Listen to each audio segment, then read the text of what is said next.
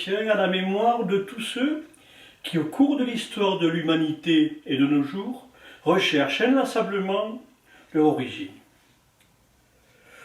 Non par orgueil intellectuel ou désir de puissance, mais par amour désintéressé de la vérité, de la bonté, de la beauté et de l'amour.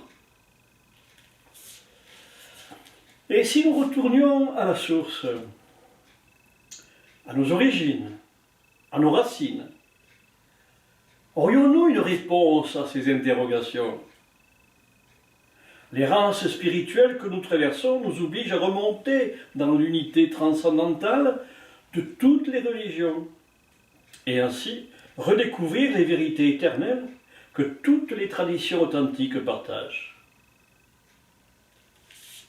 Nous vivons une époque extraordinaire, et il n'y a pas de quoi s'en réjouir. Car une époque extraordinaire ne veut pas dire formidable, ni agréable, au vu de ce que nous vivons actuellement.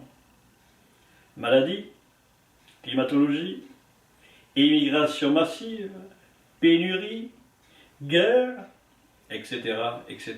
Une époque caractérisée par un renversement général des valeurs, une technologie déstabilisante où l'homme est progressivement remplacé par des machines.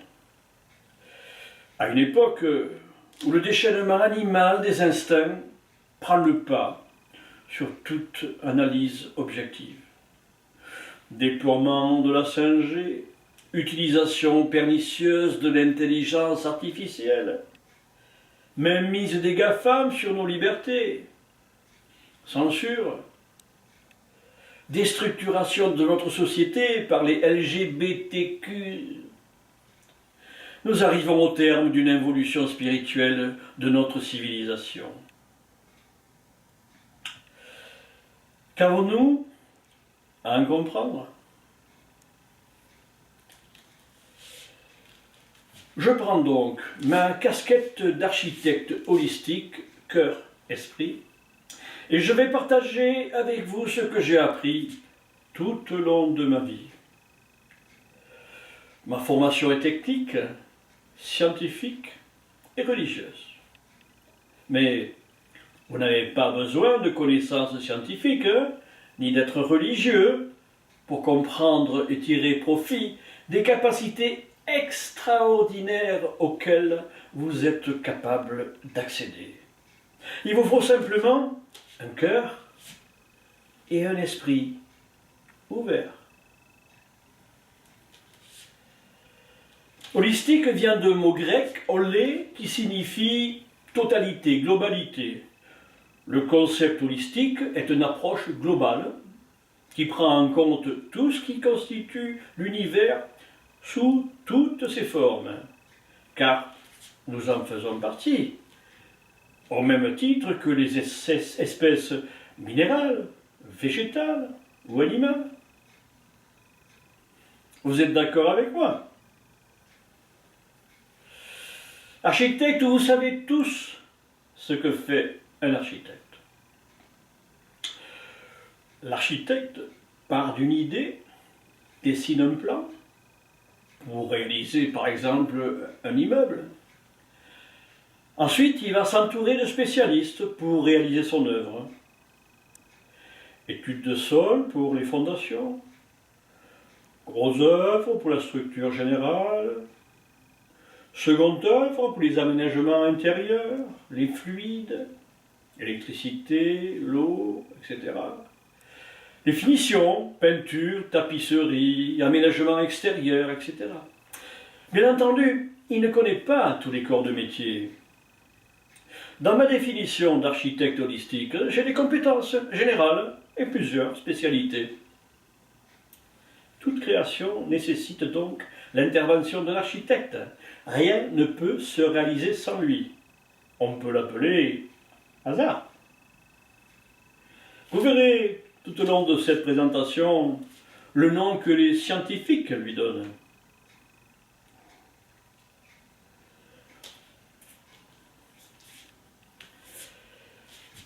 Je voudrais vous faire part de mes déductions personnelles.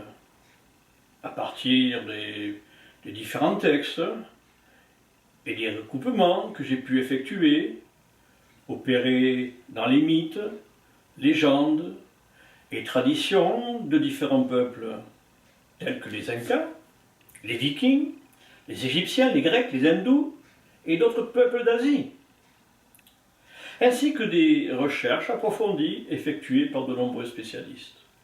Vous avez Jean-Sylvain Bailly, qui est astronome et un homme politique né à Paris en 1736, guillotiné à Paris en novembre 1793. René Guénon, métaphysicien français faisant autorité dans le domaine de l'ésotérisme, du symbolisme et de l'étude comparée des religions. Ba Gangahar Tilak était un enseignant, réformateur social et militant pour l'indépendance de l'Inde. Il a aussi effectué des recherches sur le texte des Védas, les textes sacrés. Celles-ci l'amenèrent à défendre la théorie d'une origine arctique de la tradition indo-européenne.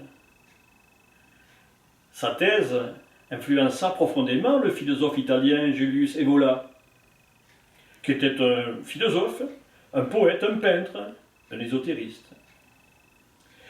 Ou bien par des chercheurs contemporains, tels que Jean Biès. Ses travaux portent sur la jonction des sagesses orientales et occidentales.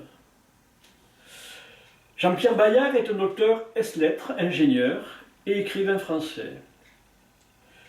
Il est l'auteur sur plusieurs ouvrages sur l'ésotérisme, le rosicrucianisme, les sociétés secrètes, les symbolismes divers, l'esprit du compagnonnage et de l'aspect spirituel de la franc-maçonnerie. Fridtjof Schuon, qui est un métaphysicien et ésotériste suisse. Oleg de Normandie, un vidéaste et essayiste français. Il a écrit de nombreux livres sur les hyperboréens, les vikings, les tabliers et la tradition primordiale.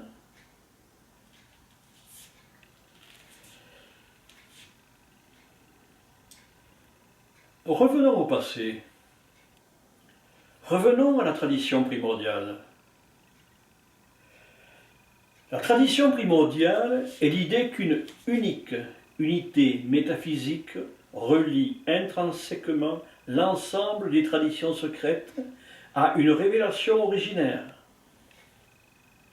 Cette tradition primordiale serait hyperboréenne, origine d'Atlantis. De nombreuses religions ont gardé des points communs. René Guénon considérait l'Hyperborée comme le lieu le plus ancien de la tradition de l'humanité, celle qui est commune à l'ensemble des traditions authentiques et orthodoxes, dont les traces et les signes apparaissent très visiblement dans les symboles, dans les rites et les mythes qu'ont en commun les différentes traditions sacrées ou religions observables de l'humanité.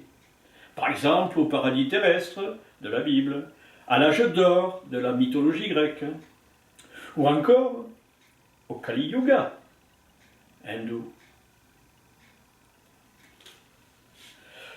Où donc se situerait l'Hyperborée? C'est une contrée mythique, aux confins septentrionaux du monde connu, qui aurait existé au niveau du cercle polaire arctique. Dans la mythologie grecque, on parle d'Hyperborée, un paradis perdu, où les hommes et les dieux vivaient bien heureux, et qui se trouverait au-delà des vents du nord. Hyper, au-delà, Borée, vent du nord, zone boréale.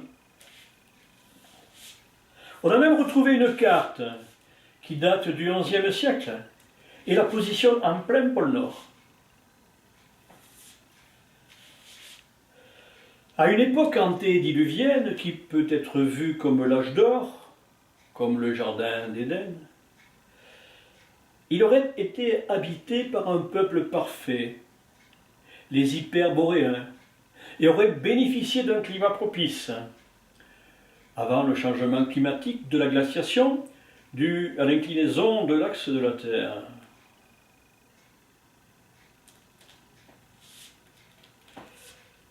L'histoire de la Terre est divisée en grandes périodes qui découpent le temps en unités très longues, comme nous le verrons par la suite.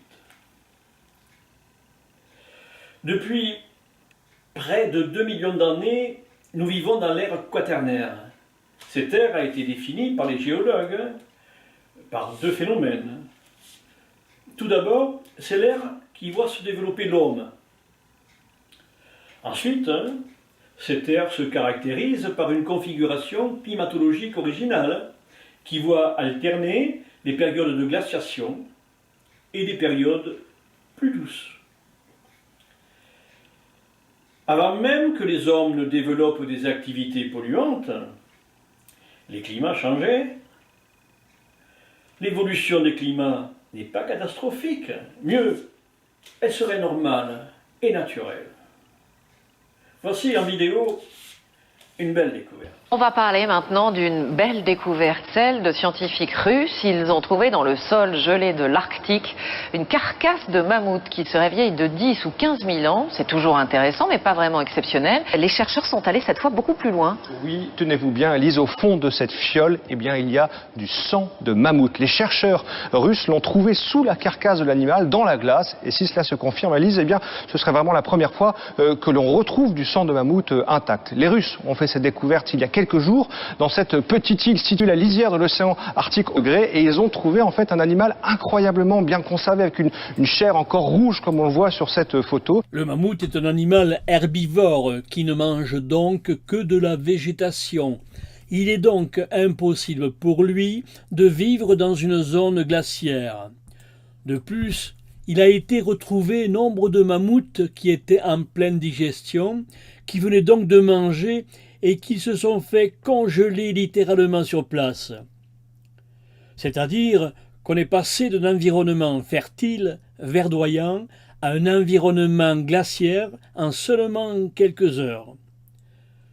Comment cela est-il possible ? Dans le Timée, Platon rapporte les paroles du sage Solon, auquel un prêtre égyptien aurait appris que la Terre aurait connu plusieurs cataclysmes tout au long de son histoire, et que la fréquence de ces cataclysmes marquait la saisonnalité du grand cycle de destruction cosmique.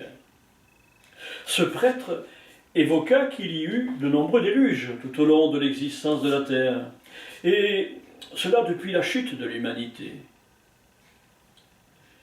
Hyperborée, Mu, Lémurie, le déluge de Noé. Nous allons démarrer notre démonstration en partant du déluge qui eut lieu en 8500 avant Jésus-Christ. Il y eut de multiples catastrophes naturelles, des séismes, des tsunamis, des glaciations brutales des pôles, et même bien au-delà. À partir de 7500 avant Jésus-Christ, fin de la glaciation, l'eau descend des montagnes, le niveau de la mer remonte. Les rescapés hyperboréens vont survivre et patienter jusqu'à ce que les glaces commencent à fondre pour fonder une nouvelle civilisation, à l'image de l'ancien centre primordial.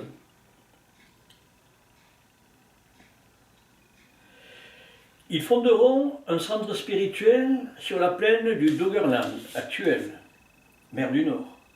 Cette civilisation maritime se développe au travers de leur art de la navigation sur l'océan.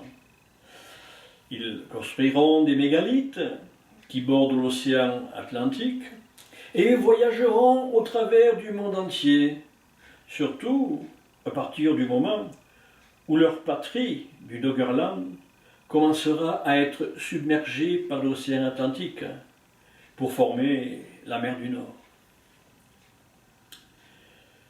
De 5000 à 4000 avant Jésus-Christ, la montée des eaux provoque des migrations. Les Atlantes, grands navigateurs, quittent le Doggerland submergé.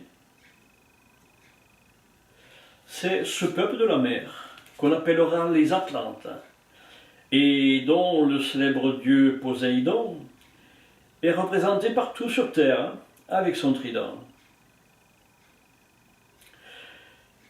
Ces tribus, fuyant les eaux, sont conduites par Enoch, pour notre tradition, ou Ram, pour la tradition hindoue. Comme Enoch, septième descendant de Seth, Rama est considéré comme le septième avatar du dieu Vishnu. Ils se disperseront partout sur la Terre, en Amérique du Sud, au Pérou, en Afrique, en Inde, en Chine. Dans ma prochaine capsule, nous verrons comment le savoir de la tradition primordiale s'est répandu sur tous les lieux de la planète par l'écriture. Cunéiforme, puis hiéroglyphique, puis védique, puis la tradition biblique avec Adam et Ève, Lucifer et Seth. Je vous attends sur la seconde capsule.